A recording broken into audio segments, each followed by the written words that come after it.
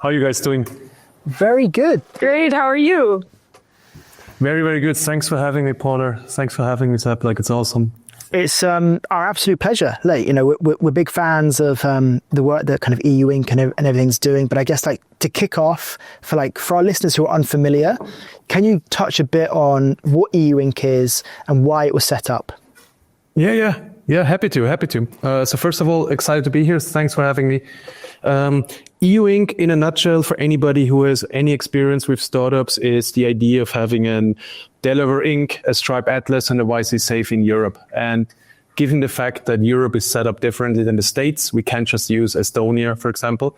So we have to do a setup that each country accepts. And for this, what we did is basically a legal deep dive with some of the best legal teams in Europe, like Auric, Bird & Bird, 100 plus contributors, and essentially went deep. How could you do this in Europe? It's like an 80-page legal proposal, fully public, fully open source if anybody wants to read this. And we got 16,000 of the most important people in Europe behind this to sign it. So the founders of Stripe, the founders of Volt, of Wise, like any company basically, every investor. And we are working with Brussels to make this reality. In Brussels, this whole concept is called the 20th regime, or a pan-European legal entity using the 20th regime, which is very catchy. And we call it EU Inc. And the core idea is you standardize corporate law, but you keep employment and taxation local. So by doing that, you have a new central registry that you can digitally create a company, and you can get investments within seconds globally. But you still keep the authority of the nation state on taxation and employment and all these things that they desperately care for. And so this is basically a European style compromise to make this whole model work. How many decisions or things do you actually need from Brussels for that to be a reality? So how complex is that journey?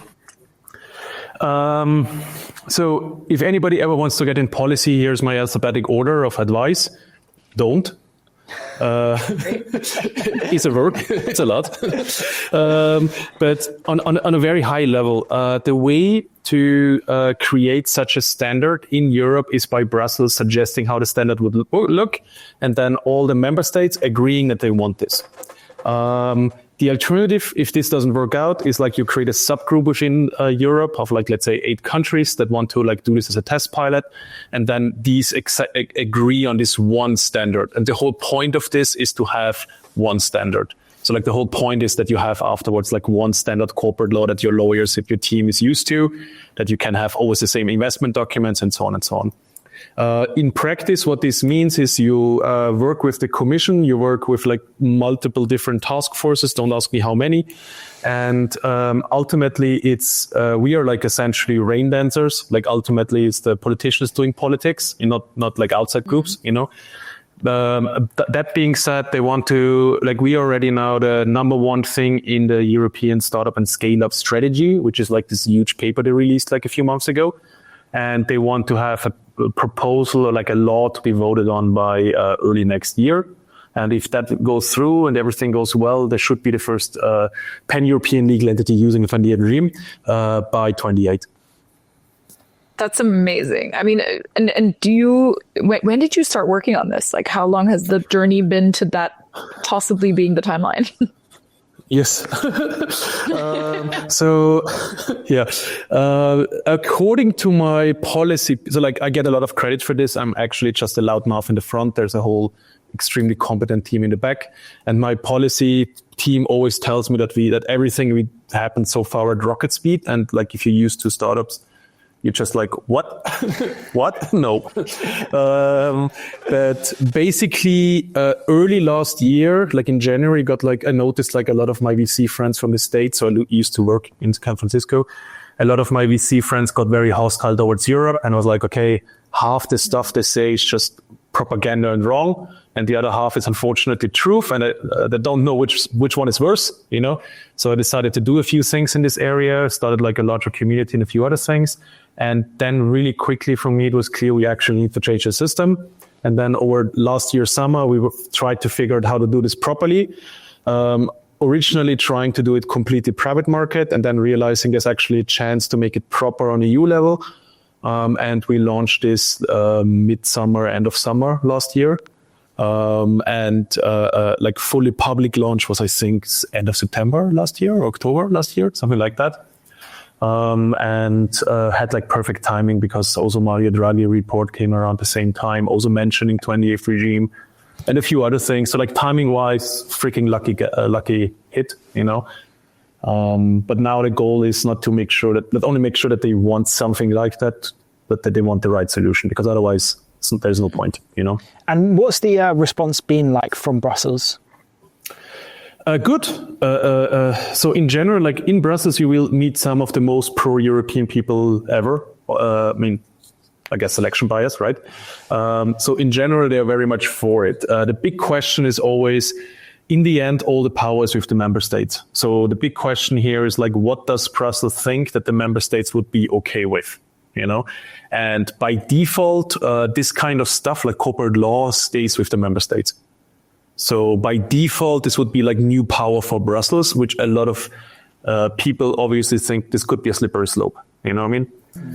So like it's much more about figuring out from their end, like what is the right feature set, stack ranking of those features, right compromises, right amount of self-mutilation before anything else, you know? So like that's more the discussion than if they want it or not.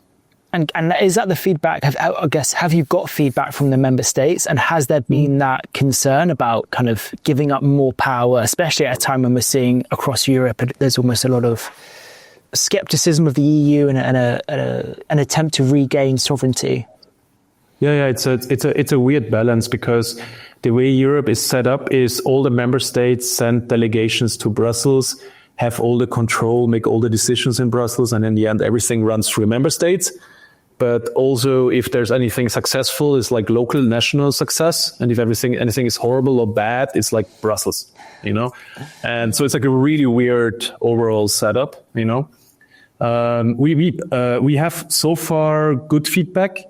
The main thing we currently focus on is Brussels, because our point of view is if Brussels doesn't suggest something that startups even can use, then what's the point of anything else, you know?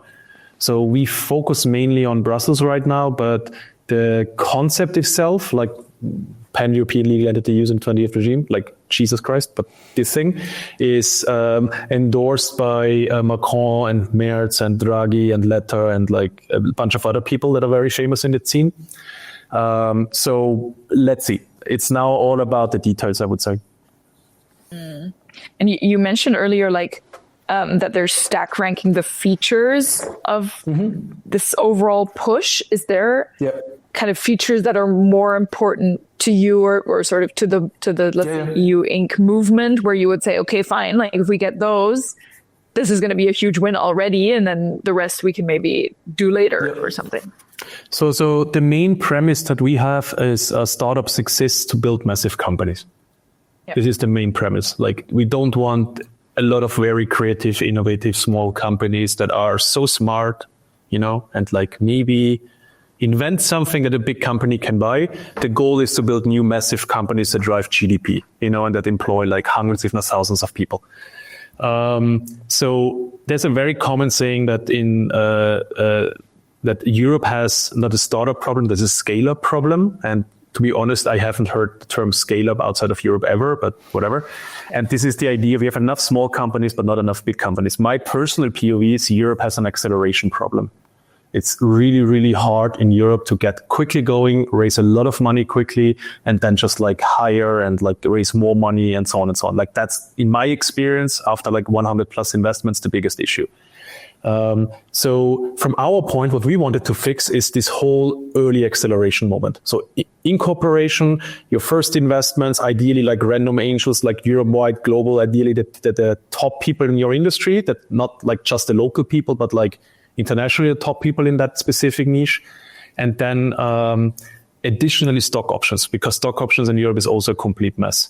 And from our point of view, like if you can fix this, so like quick incorporation, quick investments and stock options, this is like 90% of what early stage startups face as an issue. Plus you have now a platform that you can build a whole ecosystem around. You have like an API where like bank providers can build better services, where you can do employments pan-European properly and so on and so on. Like there's multiple things you can build on top of that. So from our point, it was like, there were like two things that are very important. Number one, it's actually one standard, so that you have this scaling effect of like investing and like this kind of stuff. And then number two, that there isn't like an arbitrary limit who can use it. So like only companies until they are 50 people or 1 million in revenue or some crap, or the first 2 years. Because in practice, that would mean is you have a lot of companies that intentionally stop at that scale, because they cannot like face right now a full reincorporation into a GmbH or some insane thing, So for us, it was very important that this is not like limited to some niche, but like available to everybody and like scale as much as possible. And these were the two main things we focused on. A lot of discussions we also had were around like pan-European hiring, which I think is important and theoretically already possible, and maybe with EUInc easier, but not our focus, for example, or standardized taxes in Europe, which I just don't think that member state would give up as a power. So we didn't really push for that. There was a lot of discussions around regulation, red tape removal, but this sounds like a great idea, which I absolutely would be for. The problem is the moment you do this, every big company in every country will pretend to be 5 startups in a trench coat. You know what I mean? Yeah. And then the member states get panic and like niche down who can actually access. And then we are back to square one with like no solution for startup founders, right?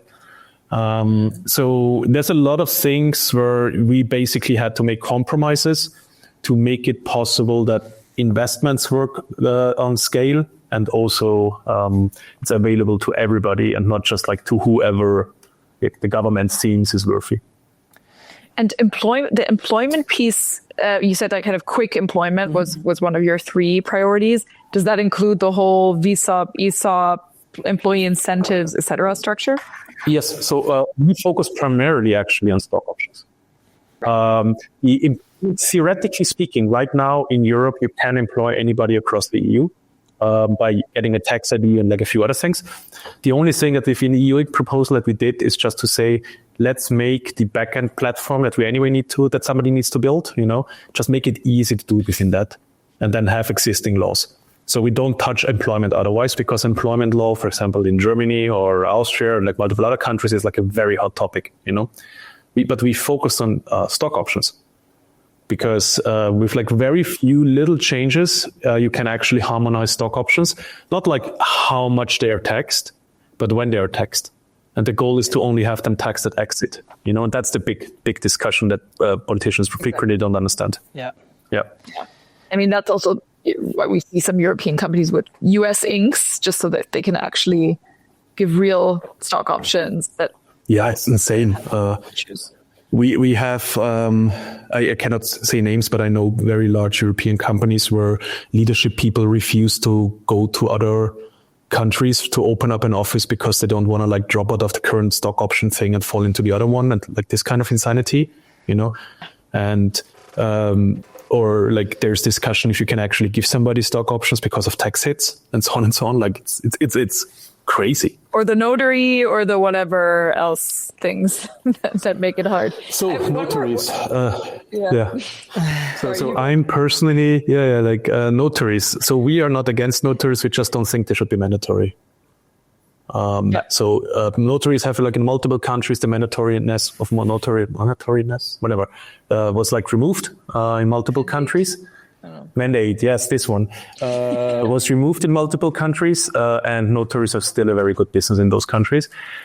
We think that right now with EUInc, there's an opportunity to introduce an eKYC and AML standard that's way more strict than anything else, and that also has a lot of other benefits. So, for example, that you can open a bank account with one click because the bank like sees the full cap table in transparency and so on and so on, right?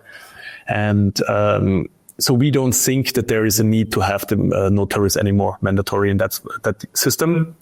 But again, let's see. We are rain dancers here. Keep this in mind. And I have one more question that I have to get off my chest. What about the UK? So a few years ago, there was a thing in the UK where they decided to leave the EU. It was called the Brexit. I don't know if this has to be used. Yeah. Okay, cool. Never heard of it. Not sure what you're talking about. So in principle, the way we set it up intentionally, theoretically, anybody could join that. And this is me speaking as like, VC crazy mind brain, like technically it's possible. So absolutely going to happen, like this kind of the illusion that we have in our brain. So outside of political reasons, there's no reason why the UK wouldn't join this. And also Norway, also Switzerland, and like multiple others, And theoretically speaking, Delaware is only the standard worldwide, like in Africa, India, and a few others, because it's like used by enough investors and known by enough investors. So like theoretically speaking, this could even work in other non-European countries, Yeah. But I'm not like dying on that hill. Like, let's get it over the line first. Yeah, focus on the EU, and then I'm optimistic that the UK would adopt it. Anton from Lovable was posting about how he sat down with the UK government like last week to talk about fixing a lot of these issues across Europe. Yeah. But it does sound like the UK government is open to it. Can you touch on a bit more about what's going on right now? So we've seen posts from anybody and everybody across the European tech ecosystem talking about the public consultation. Can you talk about what it is, what people should do, and why it's happening? Yeah. So Brussels has like a very good hack that I use in the future as well. So they basically did a consultation. So the idea is like in Brussels, everything is like transparent and democratic to the point that it's annoying, which is a good thing, I guess, as a citizen, but very much against the whole stuff I read in media. But anyway, so one thing they do now is they have a survey, which they call a consultation, which is asking like, hey, what's your opinion on doing something along the lines of this, right? And that survey is like, I don't know, 45 minutes or so to complete. Like, it's insane. Like, it's borderline torture. Like, it's Geneva Convention kind of shit, in my opinion. But anyway, so they have like a survey where people can fill out and to give feedback. What they did really smart is they basically said, look, the survey runs until end of September. That's like the normal rotation for this kind of stuff, which also means until then they can't do anything else. And like, voila, summer, So I have to find a similar hack for my job, where I can basically say, look, we have to anyway wait for this now, What we did now with the whole campaign that we started now is basically summer break is over. Now let's like get a few more people into this consultation. It's already 10x the size of any consultation that Brussels has running right now. So let's make it even more to make it clear that if Brussels wants to do something for startups and for the startup ecosystem, they should do it with the startup ecosystem. And so like that's the whole point of this right now, like to show Brussels like, please don't do this with McKinsey, like do this with the startup ecosystem. Please don't make sure it works for Siemens, make sure it works for like young startups, and so on and so on, and that's basically the whole campaign right now. And if people want to help, it's EU Inc., so eu-inc.org/CTA, and there it explains how to fill out the consultation without going insane. Amazing. Yeah, definitely. Like, we'll 100% be filling it out. It seems like there's a lot of momentum and there's a lot of optimism around it. What are the sort of the biggest pushbacks or challenges? Are you seeing pushback from other lobbying companies or other lobbyists who are pushing back on certain elements of it? Are there groups across Europe who are trying to fight against this? It's, sure, like legacy industries, legacy stuff, sure.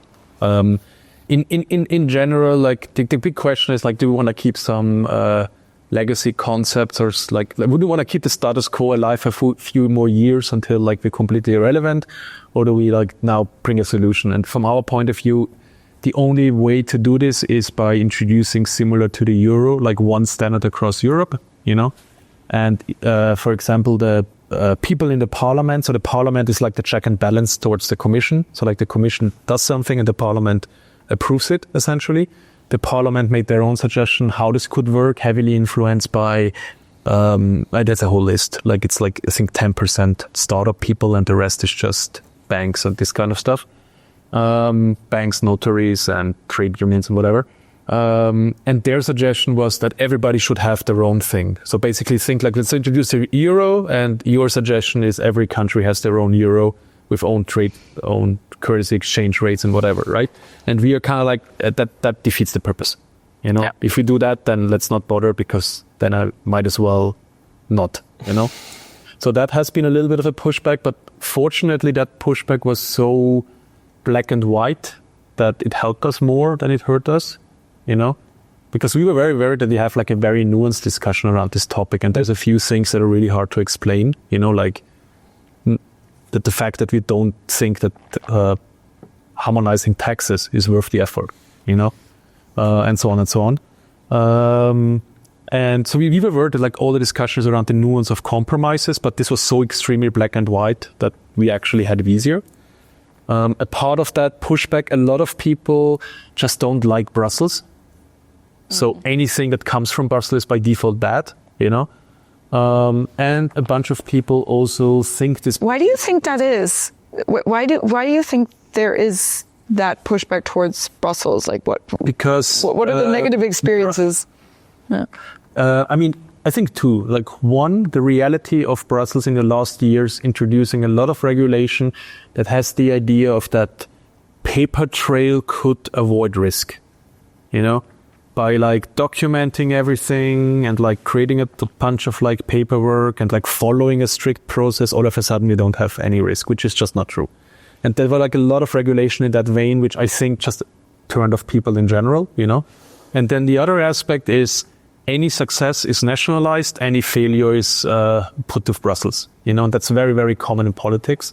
And to the point that, for example, most people, when they vote, for example, for the parliament, it's actually just a proxy vote for the local stuff, you know. And it's very hard for even like, there is very few direct elections into Brussels. Like it's it feels very disconnected to a lot of people. So Brussels feels like this meta organization of government. So like if you don't like government, that's basically government square, you know what I mean? So I think a lot of the negativity comes out of that, to be honest. Yeah, I mean, of course, here in the UK, we had it in abundance, that negativity, and that sort of like skepticism to that sort of like centralized government, the super centralized government. Like running out of time, you know, I've seen a lot of people post about kind of what it is that they're aiming for, what EU Inc. is aiming for. There's a single pan-European digital first legal company form, one central EU level registry, standardized investment documents, standardized EU-wide stock options. Of those four, let's say, what's the number one thing that you would implement tomorrow that you think would have the biggest impact? It's generally like if you have one of them, you have them all. That's the crazy shit. Like the way we set it up, it's like very much straightforward. You have a new legal entity and you have one central registry, and everything else falls out of this.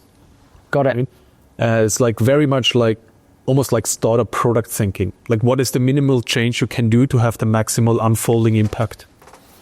And this is it. And so, you know, if we get this over the line, actually, this is a good question. Does this open the door for even more? Or is the way that you're presenting this, we get this done and that's going to be it? And that's as much centralization that we're going to do.